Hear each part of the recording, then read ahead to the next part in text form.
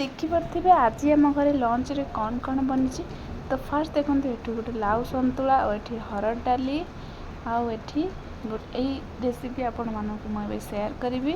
ତ ଏଇ ବରାର ରେସିପି ଆଉ ଏଠି ଦେଖନ୍ତୁ ବାଇଗଣ ଭଜା ଆଉ ଏଠି ଭେଣ୍ଡି ଆଳୁ ଭଜା ଆଉ ଏପଟେ ଦେଖନ୍ତୁ ସାଲାଡ଼ ହେଇଛି।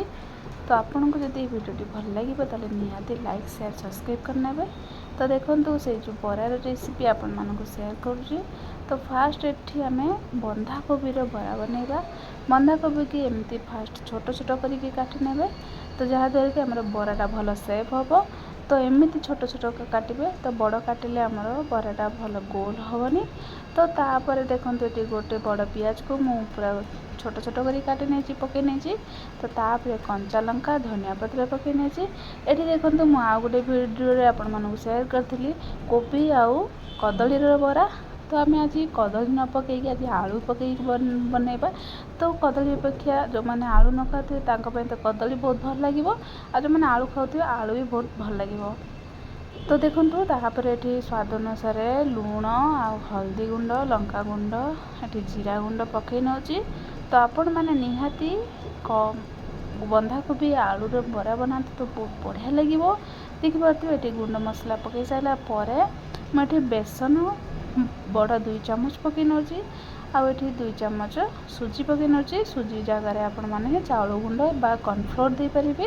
ତ ଏଠି କ୍ରିସ୍ପି ବା ଟିକେ କୁଡ଼ମୁଡ଼ ଲାଗିବା ପାଇଁ ମୁଁ ଏଠି ସୁଜି ଦେଇ ଦେଉଛି। ତ ବହୁତ ଭଲ ଲାଗେ ସୁଜିରେ।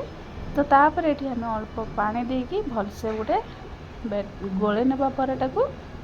ତ ଏଠି ଦେଖନ୍ତୁ ଏଇଭଳି ବେଶୀ ପାଣିଆ କରିବେନି ଏମିତି କାଠୁଆ କରିକି ଗୋଳେଇ ନେବେ ଯେଉଁଥିପାଇଁ ବରାଟା ଆମର ଟାଣ ହେବ ଆଉ ଭଲ ଜଲ୍ଦି ବି ହେଇଯିବ। ତ ଗୋଳେଇ ସାରିଲା ପରେ ଦେଖିପାରୁଥିବେ ଏଠି ଗୋଟେ କଡ଼େଇରେ ମୁଁ ତେଲ ପକାଇ ନେଇଛି ଯେଉଁଟାକି ତେଲ ଆମର ଗରମ ହେଇସାରିଲାଣି। ତ ତାପରେ ଏଠି ମୁଁ ସେ ବରାର ସେପ୍ ଦେଇ ଦେଉଛି ଯେଉଁଟାକି ବନ୍ଧାକୋବି ଆଳୁରେ ବରା। ତ ଏଠି ତେଲ ଗରମ ହେଇସାରିଲା ପରେ ମୁଁ ଏଠି ଗୋଟେ ଏମିତି ତ ଟିକିଏ ପକାଇ ଦେଉଛି ସ୍ପ୍ରେଡ଼୍ କରିନେଉଛି। ତ ତାପରେ ଦେଖନ୍ତୁ ଏଠି ସବୁ ମୁଁ ସେମିତି ବେଶୀ ବଡ଼ ବଡ଼ କରିବେନି ତ ଏମିତି ଛୋଟ ଛୋଟ କଲେ ତ ଭଲ ବି ବନିବ ବରାଟା ଆଉ ଭଲ ଲାଗିବ ଛୋଟ ଛୋଟ କଲେ ତ ଜଲ୍ଦି ବି ସିଝିଯିବ। ଦେଖିପାରୁଥିବେ ପକାଇ ସାରିଲା ପରେ ଆମର ଗୋଟେ ପଟ କେତେ ସୁନ୍ଦର କଲର୍ ଆସିଯାଇଛି ଦେଖିପାରୁଥିବେ। ତ ବହୁତ ବଢ଼ିଆ କ୍ରିସ୍ପି ହେଇଯାଇଛି ଯେହେତୁ ଆମେ ସୁଜି ଟିକେ ପକାଇଥିଲେ। ତ ଆପଣମାନେ ଏମିତି ସୁଜି ପକାଇ କରନ୍ତୁ ତ ବହୁତ ଭଲ ହେବ କର୍ଣ୍ଣଫ୍ଲୋର ଅପେକ୍ଷା। ତ ଏଠି ଦେଖନ୍ତୁ ଗୋଟେ ସାଇଡ଼୍ ମୁଁ ଏବେ ଓଲଟାଇ ଦେଇଛି।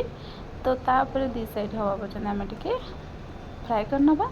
ତ 2 ସାଇଡ଼୍ ଆମର ଏଠି ଭଲସେ ପୁରା ଭାଜି ହେଇଯାଇଛି। ତ ତାକୁ ଏମିତି ଟିକେ ତେଲ ଆମେ ଗଡ଼େଇକି ବାହାର କରିନେବା। ତ ଆଶା କରୁଛି ଆପଣମାନଙ୍କୁ ଏଇ ରେସିପିଟି ବହୁତ ଭଲ ଲାଗିବ।